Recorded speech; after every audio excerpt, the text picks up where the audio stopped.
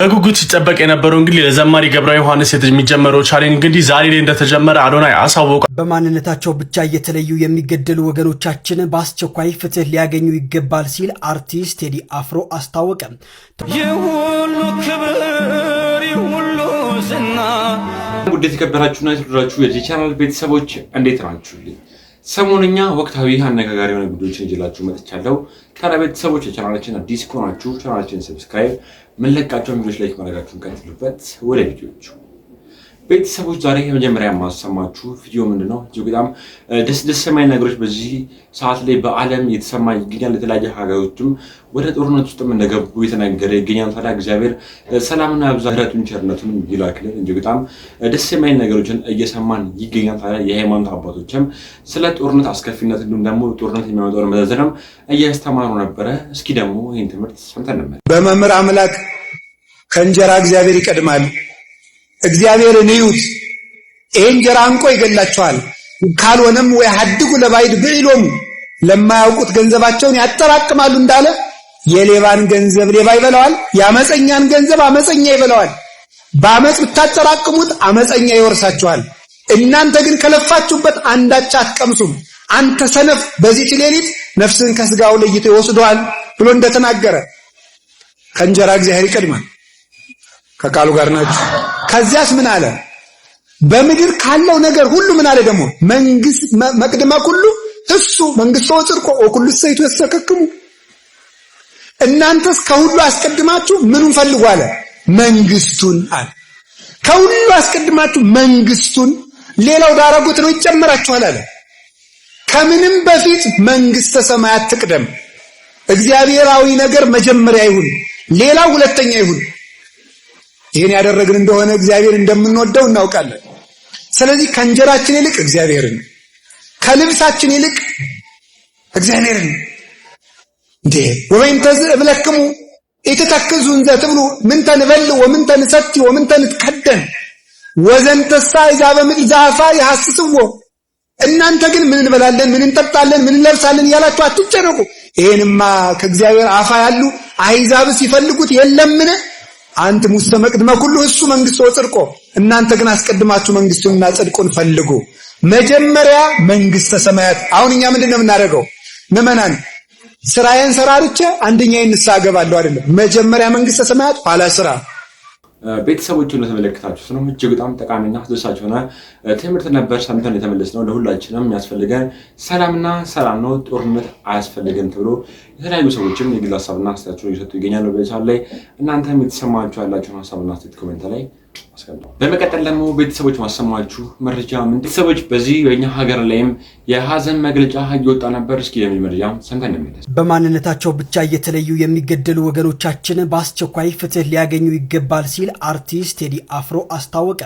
ተወዳጁ ድምፃዊ ቴዎድሮስ ካሳሁን ቴዲ አፍሮ የ130ኛው የአድዋ ድል በዓልን አስመልክቶ በሶሻል ሚዲያ ባስተላለፈው መልእክት በሀገራችን እየተከሰቱ ያሉትን አሳዛኝ ሁኔታዎች ልናስታውስ ይገባል ሲል አሳስቧል።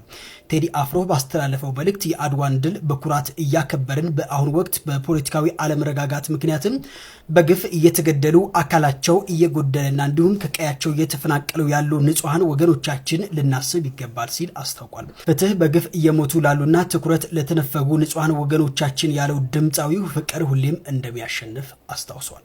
ጥልቅ የሆነ የሀዘን መግለጫ በምስራቅ አርሲ ሀገረ ስብከት ሽርካ ወረዳ በጃዊ ቀበሌ 21 ኦርቶዶክሳውያን በታጣቂዎች ህይወታቸው ማለፉን ተከትሎ አባ ሳዊሮስ የኢትዮጵያ ኦርቶዶክስ ተዋሕዶ ቤተክርስቲያን መንበረ ፓትርያርክ ጠቅላይ ጽሕፈት ቤት ዋና ስራ አስኪያጅ፣ የደቡብ ምዕራብ ሸዋና የሸገር ከተማ ሀገረ ስብከት ሊቀ ጳጳስ ጥልቅ ሀዘናቸውን ገልጸዋል። በምስራቅ አርሲ ሀገረ ስብከት ሽርካ ወረዳ በጃዊ ቀበሌ በታጣቂዎች ጥቃት የካቲት 19 ለ20 አጥቢያ አንድ ካህን፣ 2 ሴቶችና 18 ወንድ ኦርቶዶክሳውያን በግፍ መገደላቸውን የሀገረ ስብከቱ ጳጳስ ብፁዕ አቡነ ኤልሳ አሳውቀዋል። ታዲያ የሀዘን መግለጫ ከማውጣት ባለፈ የመኖር መብታችን ይከበርልን ሲሉ የአካባቢው ማህበረሰቦች ጥሪ እያስተላለፉም ይገኛል። ቤተሰቦቹ እንደሰማችሁት ነው። ሰሞኑን እየሰማን ያላቸው ነገሮች እጅግ በጣም ያሳዝናሉ። ያለ መጨረሻም የደረሰ ያክል ይሰማል። ምክንያቱም በተለያየ ቦታዎች ላይ ሁልጊዜም የተሰማ ያለው ሰላም የጠፋበት ነገር ደግሞ ወደ ጦርነቱ የተለያዩ ሰዎችም እየገቡ እንደሆነበት ሲናገሩ የተመለስነው። ታዲያ እናንተም ኮሜንት ላይ ገብታችሁ እግዚአብሔር ሰላሙን ያብዛልን፣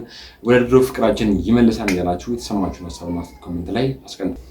ቤተሰቦች ባለፈው እጅግ በጣም አስገራሚና አነጋጋሪ እጅግ በጣም የባለ ሀብት ልጅ የሆነችዋ ወጣት ሴፍ ላይ ቀርባ እጅግ በጣም አስገራሚ የሆነ የህይወት ታሪኳን የተናገረች ነበር። እሱ ምንድነው በቤተሰቦቿ እጅግ በጣም ሀብታም ነች፣ ግን ሰርጓን ስታክል የነበረው በመቄዶንያ ነበር። ታዲያ እጅግ በጣም ብዙ የተቸገሩ ሰዎችንም ከ9,000 በላይ ሰዎችን ለማገዝ እየሞከረች ነበር። ታዲያ እጅግ በጣም ሰዎችም በዚህ ድርጊቷ ላይ ደስተኛ እንደሆኑ የተናገሩ ነበረ። እስኪ ደግሞ እሷም ካንደቷ አስተናገር የነበረውን ነገር ሰምተን ከባለቤትሽ ጋር የተገናኛችሁ በቤተሰብ ነው? ያው አዎ ቤተሰብ ነው ያመጣል። እንዴት ማለት አባትሽና የባለቤትሽ እናት ተነጋገሩ? ጓደኛ ማቾች ናቸውና ያው ለስራ ዱባይ ላይ ተገናኝተው ነበር። እሺ በዛው ያው እኔም አባቴ ጋር ደውላለሁ በስራ ምክንያት፣ እሱም እናቱ ጋር በስራ ምክንያት ይደውላል። እንደ ቀልድ ዝም ብሎ ለምን አናገናኛቸው ያው ከተስማሙ ይቀጥላል፣ ካልሆነም ግን ለኛም ሲሉን እንደዛ ነው። ከተዋደዳችሁ ሰየው ቤተሰብነታችን ይቀጥላል፣ ካልሆነም ግን ጓደኛ ማቾች ሆናችሁ ያው እኛ ጓደኛ እንደሆነን ቀጥሉ ተባለ። ከዛ ያው ተዋወቅ። አዎ ባለቤትሽን አሁን ያገባሽውን ባለቤትሽን ስታዩ መጀመሪያ ምን አይነት ስሜት ነበርሽ? ድንግጥ ነው። አፕሩቫል አግኝተን ስሜትሽ ራሱ ይህ ሰው ይሆናል የሚል ነገር ነገረሽ? ያው እኔ በቤተሰብ መጀመሪያ አክሰፕት አደርጋለሁ ብዬ ስላሰብኩኝ ደስ ብሎኝ ነው አክሰፕት አደረኩት የተቀበልኩት። እናንተ መጠኛኛ ጊዜ ነበራችሁ ከዛ በኋላ? አዎ እኛ ይሁን ብለን ስንፈቅድ ሽማግሌ ተላከና የዛሬ 2 ዓመት አካባቢ ሽማግሌ ተላከ። በዛው ነው የቀጠልነው። እግዚአብሔር የፈቀደው ከሆነ እኔ በራሱ ይምጣ በቤተሰብ ይምጣ ብቻ እሱ ብቻ ያው ከላይ ወንድ ብቻ። ቤተሰቦቹን ሰማችሁት ነው። እጅግ በጣም ደስ የሚል ነገር ነበር እቺታችን ስታጋራ አስተናገር የነበረው። ምክንያቱም ሰው መሆን ብቻ በቂ ነው። እጅግ በጣም ሌክጀሪ በሆነ በተቀናጣ ሰርግ ላይ ፕሮግራሟን ማሳለፍ ትችል ነበር፣ ግን የተቸገሩ ሰዎችን በመሰብሰብ ፕሮግራም ማስተላለፍ የነበረው ከእንደዚህ አይነት ሰዎች ጋር ነበር። ታዲያ እጅግ በጣም ብዙ ሰዎችም በዚህ ጉዳይ ላይ ደስተኛ እንደሆኑባት የተናገረ ነበረ። እናንተም እግዚአብሔር ትዳርሽን የአብርሃምና የሳራ ያድርግልሽ ይችላችሁ። ሀሳባችሁን ኮሜንት ላይ ጻፍ። ቤተሰቦች ባለሀብቱ አቶ ሳሙኤል ለወጣቶች እጅግ በጣም ጠቃሚ ምክር የተናገሩ ነበር። እስኪ መረጃ ሰምተን ነበር። አሁንም ለቦርድ ቸርማናችን ለቁልቢ ገብርኤል ምስጋና አቀርባለሁ። 1600 የችግረኛ ልጆች ምንም አይነት ነገር ገቢ የሌላቸው ከአካባቢው የተመረጡ በየወሩ ለኪስ ገንዘብ ትምህርት ቤት እየተማሩ ለኪስ ገንዘብ 250 ብር በአመት 2 ጊዜ ዩኒፎርም የአስተማሪ ደሞዝ ሰንሻይን ፊላንትሮፒ እየተደረገ በየወሩ 860 ሺህ ብር ያኔ 7 ብር ማክፈል ያቃተን ሰውዬ በወር 860 ሺህ ብር ከፍለ አሁንም ለቦርድ ቸርማናችን ለቁልቢ ገብርኤል ምስጋና አቀርባለሁ። ከሰራችሁ ሀብትና ንብረት ታፈራላችሁ። ትልቁ ኪሳራ በራስ አለመተማመን ነው። መተማመን አለባችሁ። በቃ እኔ በችሎታዬ መስራት አለብኝ ብላችሁ ራሳችሁን ማሸነፍ አለባችሁ። ሁለተኛ ምንድነው? ትልቅ ሀብት ጊዜ ነው። አሁን የብዙዎቻችን ችግር ምንድነው? ነገ ሰራዋለሁ፣ ከነገ ወዲያ ሰራዋለሁ። ሰው ከድህነት ተነስቶ እዚህ ስቴፕ ላይ ከደረሰ ዋይ ለምንድነው ሶሻል ሪስፖንሲቢሊቲያችንን ማንወጣው? አንድ 6ኛ ክፍል ሆኜ 7ኛ ክፍል ስገባ እልህ ያስያዘኝ አንድ ነገር ነበረች። ያው እንደምታውቁት መማር ፈልጌ መኪና እየጠበቅኩ ነበር መማር። ይሄን መኪና እየጠበቅኩ መማረውን ትምህርት ለምንድነው መኪና እየጠበቅኩ ያን ጊዜ ተማርኩት? ቤተሰቦቼ ድሃ ስለሆኑ ነው። እኔ የከተማ ልጅ ስለሆንኩ አጠገቤ ስቴዲዮም ስላለ መኪና እየጠበቅኩ ኦኬ እኔንም ቤተሰቦቼንም ማስተማር ቻልኩ አይደል? ከክፍለ ሀገር ያለ ሰውስ ቢሆን ቤተሰቦቹ ችግረኛ ከሆኑ ምን ማድረግ አለበት? ትምህርቱን ማቋረጥ ያለበት። ስለዚህ ይሄን እልህ መወጣት አለብኝ ብዬ ገባሁና ሰንሻይን ፊላንትሮፒ የሚባል ፋውንዴሽን አቋቋመን ከቤተሰብ ጋር። ለምንድነው የውጭ ሀገር ሰዎች መጥተው እርዳታ መስጠት ፋውንዴሽን ማቋቋም ነው የሚያደርጉት? ከሰው እርዳታ ሳንፈልግ በራሳችን ማድረግ አለብን። የመጀመሪያው እልህ ምንድነው መወጣት ያለበት? መማር ፈልገው መማር ላልቻሉ ሰዎች አንድ ነገር እንስራ ማለት ነው። ይሄን ለማድረግ ምን መደረግ ነበረበት? የመጀመሪያውን የሰንሻይን ቢልዲንግ ህንጻ የቤት ክራይ 15 ሚሊዮን ብር በአመት አለው ለሰንሻይን ፋውንዴሽን ሰጠን። የዛሬ 12 አመት ትምህርት ቤቱን ራሳችን ነው የምንገነባው። ትምህርት ቤቱን ገነባን። የመጀመሪያውን ለቀምት ላይ 400 ተማሪ አስገባን። አክሱም ላይ 400 አስገባን። አገና ላይ 400 አስገባን። በዚህ አመት ደብረ ብርሃን ላይ በ54 ሚሊዮን ብር ሰርተን 400 አስገባን። እንግዲህ እዩት 10 ሺህ ብር ላይሰንስ ማውጣት ያቃተው ሰው ዛሬ ይህን ያህል ግንባታ መስራት ቀላል ነገር አይደለም። ማንም ሰው ተስፋ መቁረጥ የለበት። ማደግ ይቻላል። ይህን እንድታውቁ ውጭ ስለሰማችሁት ነው። ባለሀብቱ እጅግ በጣም ጠቃሚ ምክሮችን ለወጣቶች ተናገሩ ነበር። ማንኛውም ሰው ከመሬት ተነስቶ ገንዘቡን አጠራቅሞ ወደፊት ሀብታም ሊሆን እንደሚችል እያስተማሩን ሰምተን ማስታወቂያ የሰሩት አርቲስቶቹም ይታሰሩልን ይጠየቁልን እየተባለ ነው። የፊንቴክ ኢንቨስትመንት ሰለባዎች በአዲስ አበባ ከንቲባ ጽሕፈት ቤት ሰላማዊ ሰልፍ አድርገዋል። የተፈጠረውን ከአዲስ አበባ መረጃው ደርሶናል፣ እንደሚከተለው አቀርብላችኋለሁ። በፊንቴክ ኢንቨስትመንት አማካኝነት ተጭበርብረናል የሚሉ በርካታ ዜጎች በአዲስ አበባ ከንቲባ ጽሕፈት ቤት ደጃፍ በመገኘት ዛሬ ተቃውሟቸውን ሲያሰሙ ውለዋል። ተበዳዮቹ እንደገለጹት ተቋሙ BYD ሴጉል የተሰኙ የኤሌክትሪክ መኪኖችን በ950 ሺህ ብር ቅድሚያ ክፍያ ለአባላት እንደሚያከፋፍል ባደረገው ጥሪ መሰረት ክፍያ ቢፈጽሙም እስካሁን መኪኖቹን ሊረከቡ እንዳልቻሉና ገንዘባቸውንም የት እንደደረሰ እንዳልታወቀ ገልጸዋል። ይህ ችግር በመቶዎች የሚቆጠሩ ሰዎችን ለከፍተኛ ኢኮኖሚያዊ ቀውስ የዳረገ መሆኑና ጉዳዩን የከንቲባ ጽሕፈት ቤት በልዩ ሁኔታ እንዲመለከተው አቤቱታቸውን አቅርበዋል። የጉዳዩን አሳሳቢነት ተከትለው በፊንቴክ ኢንቨስትመንት ባለድርሻ ከሆኑት መካከል አንዱ የሆኑት አቶ ዳንኤል ዮሐንስ ከወራት በፊት በአዲስ አበባ ፖሊስ በቁጥጥር ስር ውለው ምርመራ እየጣራባቸው እንደሚገኝ ታውቋል። በተያያዘም የፌዴራል ፖሊስ በድርጅቱ አማሮች ላይ የክስ መዝገብ እያደራጀ መሆኑ የተሰማ ሲሆን የምርመራው ሂደት የበርካታ ቢሊዮን ብር ግብይቶችና የንብረት ዝርዝሮችን እንደሚመረምርም ይጠበቃል።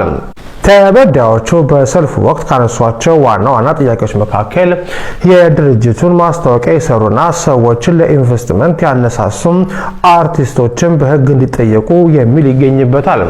እኛ ገንዘባችን የሰጠነው የእነርሱን ዝናና ማስታወቂያ አምነን ነው ሲሉም ተበዳዮቹ በምሬት ገልጸዋል። ይህ ክስተት በአገሪቱ በቴክኖሎጂና በኢንቨስትመንት ስም የሚፈጸሙ የማጭበርበር ተግባራት እየጨመሩ መምጣታቸውን የሚያሳይ ሲሆን በተለይም ታዋቂ ግለሰቦች ለሚያስተዋውቋቸው የንግድ ስራዎች መንግስት ጥብቅ ቁጥጥር ሊያደርግ እንደሚገባ መልእክት ያስተላለፈ ሆኗል። ሰልፈኞቹ መንግስት በቁጥጥር ስር በዋሉ ግለሰቦች ላይ ፈጣን የፍትህ ሂደት እንዲያከናውንና የተዘረፈው ገንዘባቸው እንዲመለስላቸው በቁጥጥር ስር ያልዋሉ አርቲስቶችን በቁጥጥር ስር ውለው እንዲጠየቁ ጠይቀዋል። ሰዎች በዚህ ሶሻል ሚዲያ ላይ ብዙዎቻችን የምንወደውና ብዙዎቻችን በኢሳት ላይ እያደነቀን የምንገኘው ወጣት አዶናይ እጅግ በጣም ደስ የሚሉ ትምህርቶችን እያካፈለ ነበረ። እስኪ የአዶናይ ንግግር ስንት ነበር? ትዳር ነው፣ ልጆች ነው፣ ቤተሰብ ነው። ተረዳሽኝ? እሱን ስለማቀው ካሁኑ ጀምሬ ራሴን እያላመድኩት ነው፣ እያዘጋጀሁት ነው።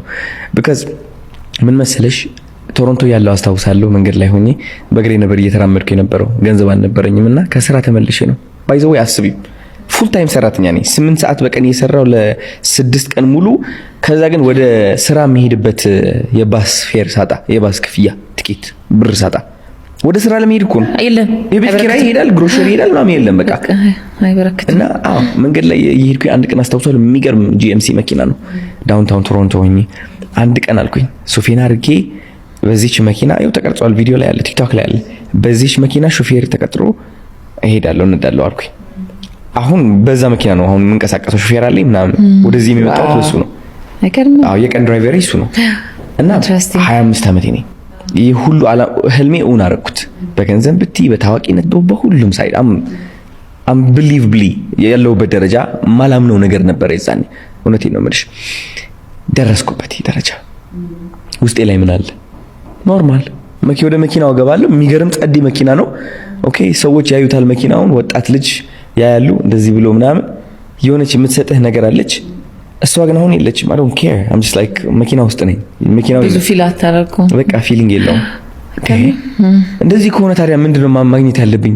ምን ላግኝ ታዲያ? እሺ በራሴ ተስፋ ቆረጥኩኝ እውነት ለመናገር ግን በማን ተስፋ አገኘሁኝ መሰለሽ? በሌሎች ሰዎች ስኬት ተስፋ አገኘሁ።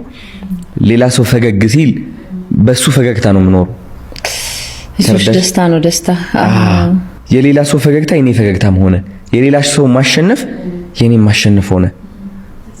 አሁን እኔ እኮ ብጠፋ ከሶሻል ሚዲያም በኔ ስር የሚታዩ በጣም ብዙ ሰዎች እኮ አሉ የተወኳቸው ሶሻል ሚዲያ ላይ በኔ እንትንም የሚሆኑ ማለት ነው የሚስታውሱ ያስታውሱኛል። በቃ አዶናይ እንዳለ ስቲል ይስታወሳል። ያ ስኬት ሌሎች ሰዎች ላይ መፍጠሬ፣ ፈገግታው ሌሎች ሰዎች ላይ መፍጠሬ፣ ደስታ መፍጠሬ እሱ ነው የሚያኖረኝ እንጂ በራሴማ በቃ ፈለኩት። ሰውነትም ማራኪነቱም ወፍራም ነበርኩኝ። ያቺ መፈልጋት ሰውነት አመጣኋት። ለየት ያለ ነገር የላትም። አቴንሽን ፈልግ ነበር ድሮ ከሰው ትኩረት። ሁላችንም ታዋቂነት መንገድ የምንጀምረው ትኩረት ስለምንፈልግ ነው። ዝም ብለን እንትን እናደርጋለን እንጂ ትኩረት እንፈልጋለን። ትኩረት ሳናገኝ ስላደግን በቃ ትኩረት አግኝተን ታዋቂ ነኝ ማለት እንፈልጋለን። ስትደርስበት ደግሞ ምንም ሰው ይጮህልሃል። አስታውሳለሁ ወላይታ ሆኜ ልንገርሽ ያጋጠመኝ። ወደ ወላይታ ሄጄ በፈረስ ነው የተቀበረኝ። ቪዲዮ ተለቋል። ማአት ፈረሶች ናቸው። ከዛ ህዝቡ እንዳለ ወጥቷል። በቃ ይጮሃል አዶናይ በቃ ተከብቤያለሁ። በጣም ብዙ ሰው ነው ያለው። ላይክ እኔ ልነግርሽ አልችልም፣ ልገልጽልሽ አልችልም። ሁሉም ሰው ፍቅሩ እየገለጸ እወድሃለሁ፣ አፈቅርሃለሁ፣ እወድሃለሁ። ከዛ ቁጭ አልኩኝና ማሰብ ጀመርኩኝ። ወይኔ ጉዴ ሁሉ ሰው ለኔ ነው እንደዚህ የሚለው። ፍቅር መሸከም ይከብዳል።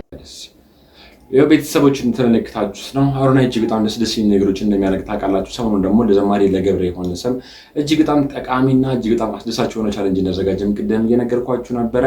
ታዲያ አዶናይ ንግግር እንዴት አገኛችሁት? የተሰማችሁን ሀሳብና አስተያየት ኮሜንት ላይ አስቀምጡ። አርቲስት ፈናአን ጓደኛ እጅግ በጣም ደስ የሚል ቆይታ እንዳሳለፉ በሰርጉ ወቅት ላይ እንዲሁም ደግሞ ስለ ጓደኝነታቸውም የተናገረች ነበረ። እስኪ ለሚመርያም ሰምተን እንመለስ። በረታችሁ ከድግሱ ያው እዛ ላይ የጓደኝነታችሁን ጥግ ያሳያችሁበት ክብራችሁን፣ ፍቅራችሁን፣ አንድነታችሁን ምግረ መንገድ የገለጣችሁበት ነበርና እዛ ውስጥም በጣም ትጠቀሻለች። እንዴት ነበረ? በጣም አሪፍ ነበር። ያው አንዳንዴ ለኔ እህቴ ናት እና የሚሰማኝ ስሜት ምንድነው የሆነ ታናሽ እህቴን እየዳርኩ ከዛ ደግሞ አንዳንዴ ደግሞ የሆነ ልጄን እየዳርኩ አንዳንዴ ደግሞ በቃ የሆነ ማለት የሚሰሙኝ የተለያዩ ስሜቶች ናቸው። በእያንዳንዱ በምገባበት ቦታ ሚዜ ሲሆን የሚዜነት ስሜት ይሰማኛል። ከዛ ደግሞ የሆነ የምትወደውን ሰው ሰክሰስ ማየት በጣም ደስ ይላልና የምታረገው ነገር ይሄው እኔ ወይ እሷ ስትለኝ ወይ ደግሞ ሰው ሲለኝ ያን ያህል አልደከመኝም፣ ያን ያህል ዋጋ ከፍያለሁ ብዬ አላስብም። በቃ ለምትወደው ሰው የምታረገው ነገር እንትና አትቆጥሮም። ወይም ደግሞ አሁን ልክ የሰርጓ ቀን ጠዋት በበነጋታው ሰዎች ደከማችሁ በረታችሁ ነው ሲል ደክሞሻል ምናምን እንባባላለን። የሆነ ድካም አልነበረም ውስጣችን ምንም አይነት ድካምና የምትወደውን ሰው ያ ነገር ስታረግ አይታወቅህም። ቀላል ኃላፊነት እንዳይመስልሽ። እኔ እንዲያውም ፍናን ምን ብለኛለች፣ ካለፈ በኋላ እኔ እንዳላቅ አድርጋ የመለሰችው በጣም ብዙ ነገር አለብኛለች።